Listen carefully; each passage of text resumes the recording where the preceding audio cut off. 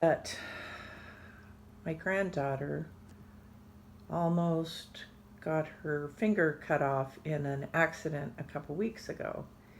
And she was in the hospital, and my son got a text, and then he texted me saying that they weren't sure if they were going to have to take the rest of the finger.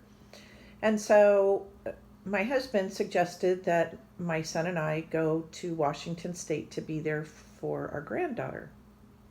So he and I, that was Sunday morning.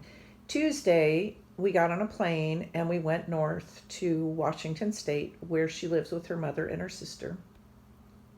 And we had no place to stay, so my son asked if we could stay with his dad, who is my ex husband, and his dad, who Matt doesn't have a really good relationship with because they're so much alike, said that that was okay. Now, his wife was not there. She was in California with her sister, who's very sick. And so we ended up going up north, renting a car, and staying at my ex husband's house. Now, my ex husband and I didn't talk for 30 years over money and child support and, why he left and all of the drama that goes along with two crazy young people who don't have tools to be married, who get married, have 3 kids, and then still can't figure it out.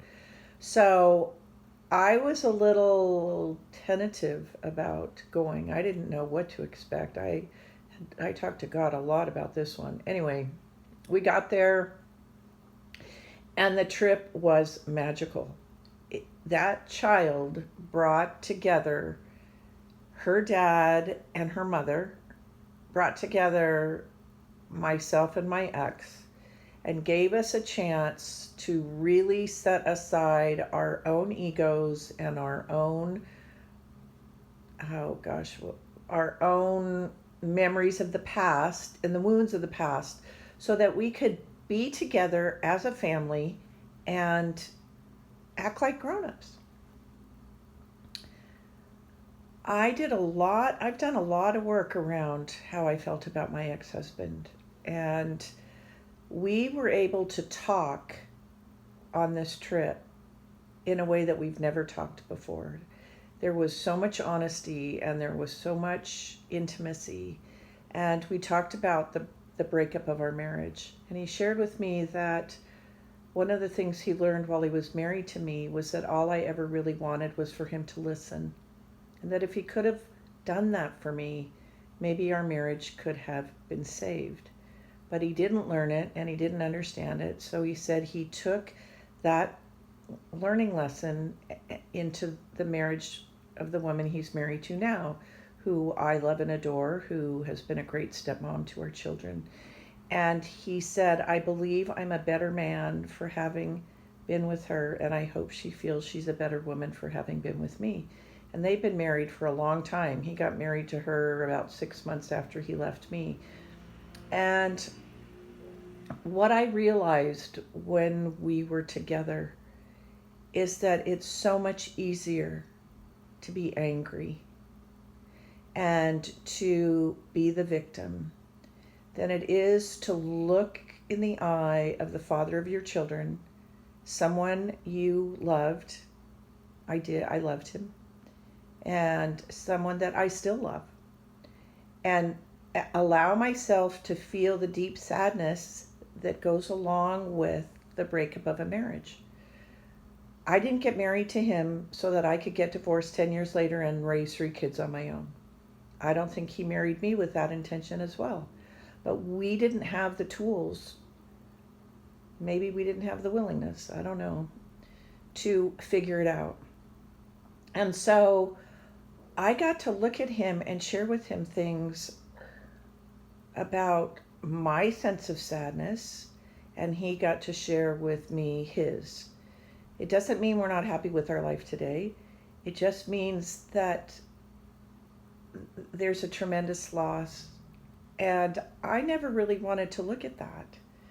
I wanted to blame him. I wanted to say it was his fault because he left. But you know what? We both played a part in this. We both played a significant part. And I I don't want to be angry anymore. I haven't wanted to be angry for a long time. But I did see how easy it is to stay there, and how much less painful it is when you can be angry instead of sad. So we had time together. We had time with our son, our granddaughter, and it was really good. And I could see God at work. And I am so grateful and so blessed that today I understand that with every loss and every change, there's grief. And I want to feel those feelings. I want to feel the denial and the anger, the bargaining and the depression and the acceptance. I want to lean into it, because only when I lean into it can I be healed. And I just wanted to share this story with you to let you know that there's always hope on the other side, even if it's 30 years. My oldest son, his father, and I have not sat in a room together alone in 32 years. Yeah, he was 37 when his dad left. There's always been somebody there at family gatherings. My ex's wife, Joe, the kids, girlfriends, grandkids. But this time we got to be together by ourselves, and it was magical. And I am grateful. And I hope that one day, whatever loss that you have felt or still feel, that you can let go of the anger so that you can embrace the love. Bye.